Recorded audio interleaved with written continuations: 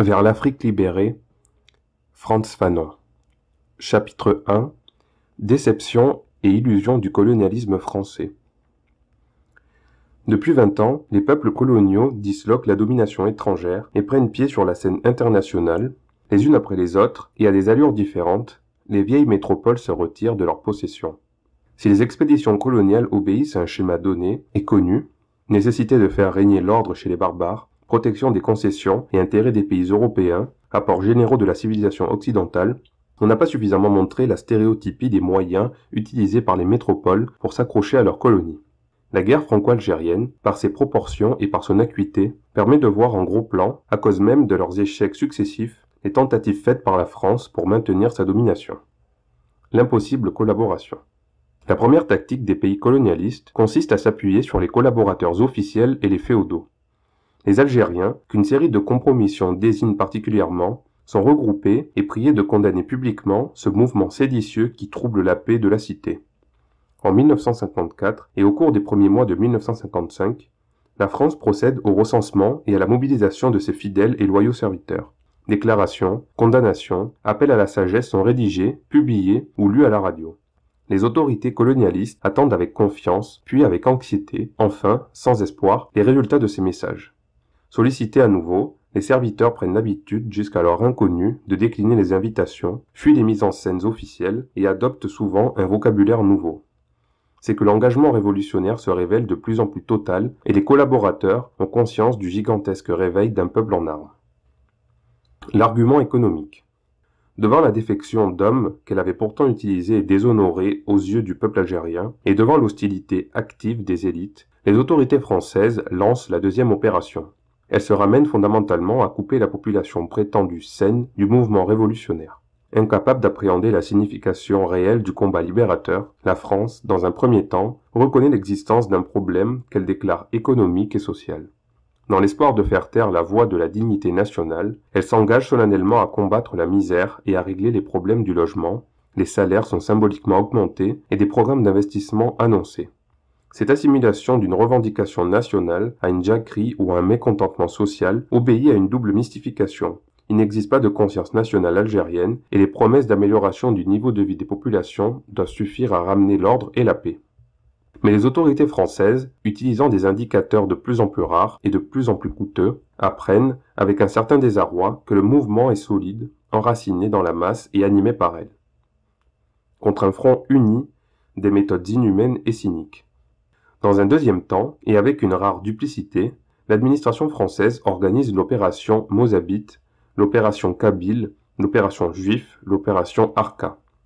Ce qui est concrètement recherché, c'est l'apparition au sein de la population de courants intérieurs contradictoires, donc contre-révolutionnaires.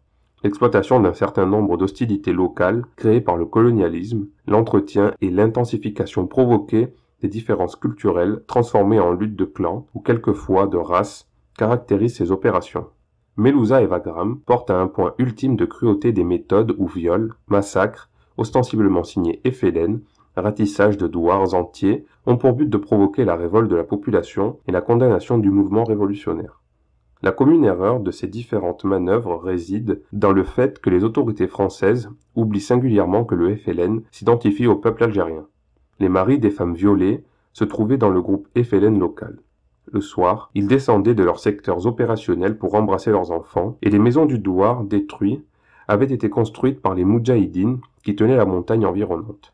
L'état-major, victime d'une politique intellectuelle et de son absence de renseignements sur la structure du FLN, s'imagine que dans les montagnes, tout peut se passer. Or, rien ne se passe qui ne soit prévu et décidé. Les déplacements des groupes obéissent à un programme stratégique fixé par l'état-major de l'ALN. Chaque unité a un secteur précis et un PC qui la coordonne.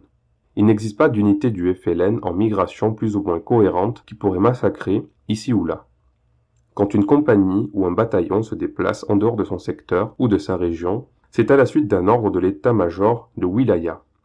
Communication en est auparavant donnée aux différents PC régionaux ou zonaux et la progression est couverte par les unités locales. Parce qu'elles ignoraient cela, les autorités françaises ont lâché leurs soldats et le harka sur les populations civiles algériennes. Chaque fois, la volonté d'indépendance s'est faite plus irréductible. L'opération Mozabite dura peu de jours. Commerçants pour la plupart, ces Algériens reçurent de nombreuses lettres de menaces. Des raids furent entrepris sur leurs magasins, une atmosphère d'allure raciste fut déclenchée. Cette tentative grossière devait assez rapidement échouer à la suite d'une mise au point du FLN. L'opération Juif se situait pareillement dans une perspective raciste. Elle devait être dénoncée dans la célèbre lettre du FLN à la communauté juive d'Algérie. Toutefois, la carte maîtresse du colonialisme était représentée par la MNA, inexistant sur le territoire national. Le messalisme bénéficiait en France de l'appui inconditionnel de l'ennemi. Les Français ont à plusieurs reprises facilité le transport de centaines de messalites et procédé à leur armement. Identifiés rapidement à leur arrivée sur le territoire national par le service de renseignement du FLN, ils rejoignaient nos rangs ou étaient condamnés à mort et exécutés pour trahison envers la cause nationale et collaboration avec l'ennemi. Une explication classique. Il ne restait plus à la France qu'une troisième et dernière opération à mener. Ces deux moments sont généralement jumelés, découverte d'une inspiration étrangère et particulièrement communiste des mouvements de libération nationale. La première phase, spectaculaire, illustre parfaitement le degré d'inconscience atteint par les gouvernements français. L'expédition de Suez se proposait de frapper la révolution algérienne au sommet. L'Égypte, accusée de diriger la lutte du peuple algérien, était criminellement bombardée. La paix internationale, un moment en danger, devait être sauvée par l'attitude vigoureuse et sans équivoque de l'Organisation des Nations Unies. Or, dans le même temps, les opérations militaires s'intensifient en Algérie, le FLN prend l'initiative sur toute l'étendue du territoire, la grande grève des 8 jours réaffirme l'unanimité nationale dans la lutte et le maintien des objectifs. La deuxième phase commencée, abandonnée et reprise, ne fut jamais menée à son terme. L'épouvantail communiste fut peu exploité. Confusément, les colonialistes français en sentaient l'incohérence, ils n'étaient pas convaincus par cette thèse. 3 opérations politiques qui se sont heurtées, comme les opérations militaires parallèles, aux forces nationales algériennes. Toutes les méthodes connues, toutes les manœuvres habituelles se sont révélées inefficaces, inadéquates, inutiles. Certes, épisodiquement, l'une ou l'autre de ces opérations est relancée, mais le ressort est cassé. Des rêves insensés. Face au peuple algérien, les stratèges français ne comprennent plus. Leurs schémas classiques et longuement éprouvés sont désormais inutilisables. Aussi, voit-on depuis quelques mois la France sombrer dans un probabilisme caractérisé. Les déclarations de ces hommes politiques empruntent fréquemment l'allure prophétique. Des différends seraient sur le point de se faire jour au sein du FLN, les militaires essaieraient de prendre la direction du mouvement. Une lutte interne très dure existerait entre extrémistes et modérés. Les Kabyles feraient prochainement un coup d'État. Enfin, une lutte des colonels entre eux serait imminente. Abandonnant l'action et fuyant les décisions réalistes, la France en Algérie espère, souhaite et prophétise. Isolée sur le territoire national, sans aucun contact avec le peuple algérien, la France adopte des positions de moins en moins concrètes, de plus en plus illusoires. Normalement, pensent les gouvernants français, les Algériens devraient commencer à se fatiguer. On formule des vœux, on émet des hypothèses, et selon une logique bien connue, on les transforme en éléments du réel. Les membres du Conseil national de la Révolution algérienne, CNRA, sont divisés et les méchants militaires terroriseraient les partisans de la négociation. Quelquefois, déçus par l'inefficacité de leurs désirs, les Français boudent. Au FLN, on reproche son caractère monolithique, son absence de fissures, et au peuple algérien de se battre pour un mort. Or, l'affrontement du réel exige d'autres techniques. Les autorités françaises doivent se rendre compte, une fois pour toutes, que l'on n'échappe pas aux faits. Le refuge dans le monde des désirs, dans ces colères inutiles, ne constitue pas une solution à la guerre franco-algérienne. Oui, le peuple algérien, depuis 3 ans, est monolithique. C'est que le mot d'ordre est d'une clarté et d'une simplicité inhabituelles. Indépendance nationale par la lutte armée, objectifs, limites, méthodes et moyens de la lutte sont précisés une fois pour toutes.